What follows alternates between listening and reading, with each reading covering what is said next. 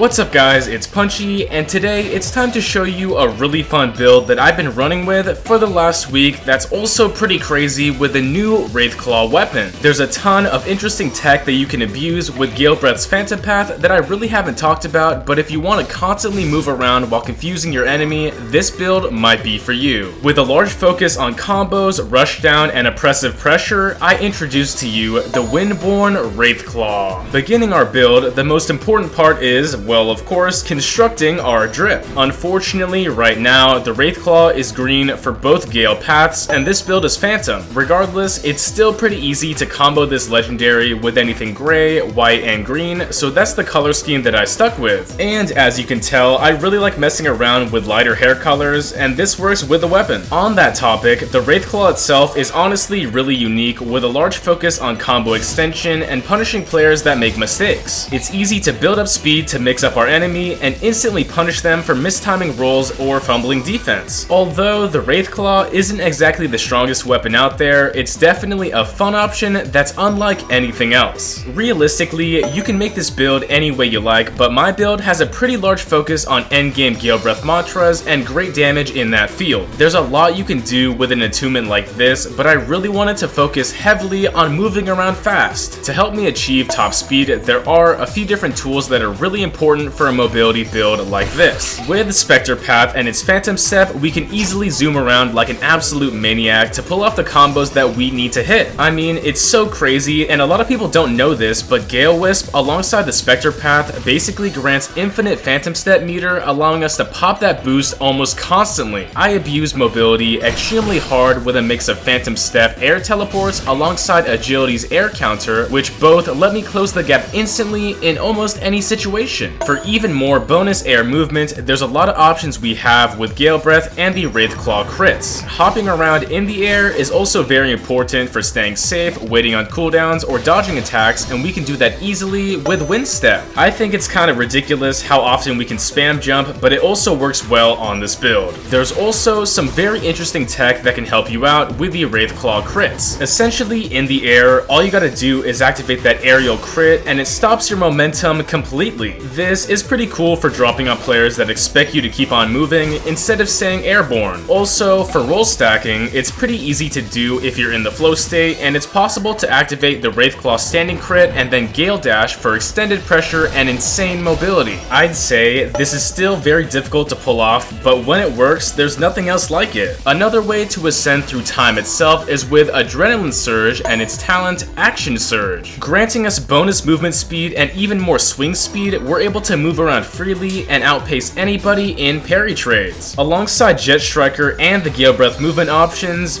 yeah, we have a lot to move around with. But realistically, to fully maximize our mobility, we gotta close the gap with multiple different teleports. My entire game plan is engaging players from range with teleports while they cannot hit us. The best possible option to start our pressure is gonna be a Deepwoken classic, and that's Revenge. This agility closer is very hard to react to, extremely easy to feint mix-up, and insanely powerful with an Insignia gem. Many times I'll be able to land the Revenge and instantly pull out something else to extend our pressure further. Honestly, the optimal mantra to follow up on our Lightspeed Revenge is another classic, that being Rapid Slashes. With a super hard to read animation and delayed teleport, this thing works well for getting in and starting our damage. If you're running a speed build just like this, it's absolutely essential, and it also matches our slash abilities with the Wraithclaw crits. Another offensive teleport that we're using is Jet Striker's Jet Kick. With insane damage, combo extension capability, and of course, catching players lacking, Jet Kick is crazy and it's really hard to see coming. Something cool I really like about this mantra is casting it in the air after a combo to follow up and deal extended damage.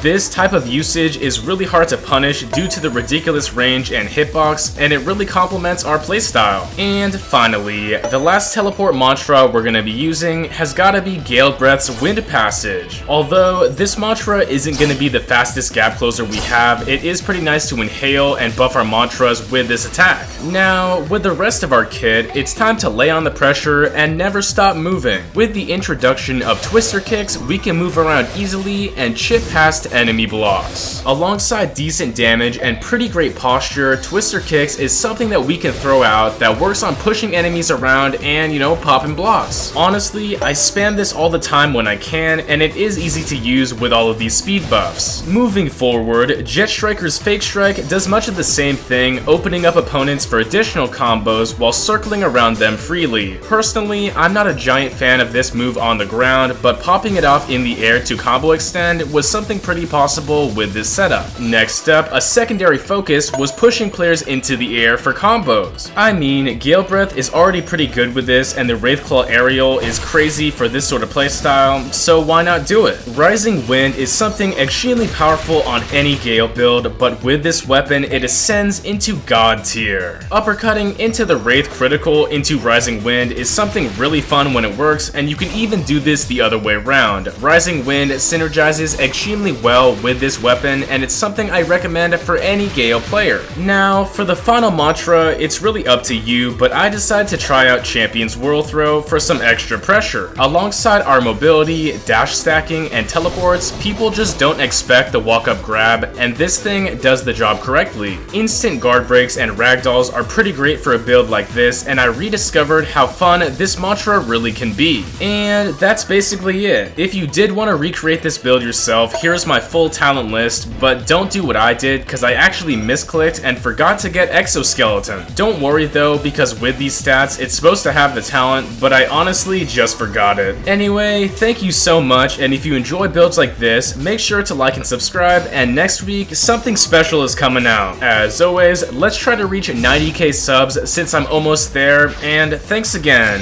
It's punchin' time.